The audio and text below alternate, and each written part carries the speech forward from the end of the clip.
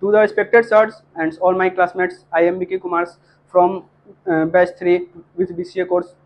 Today I am my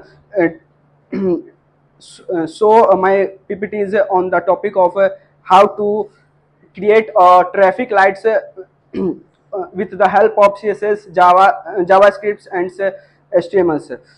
Now explain my course. This is my course. This is my course. First, I am taking styles for to design traffic lights. This is the code of CSS div. This is the code of HTMLs. Taking a div class traffic lights for showing traffic lights with attractive colors to design our PPTs.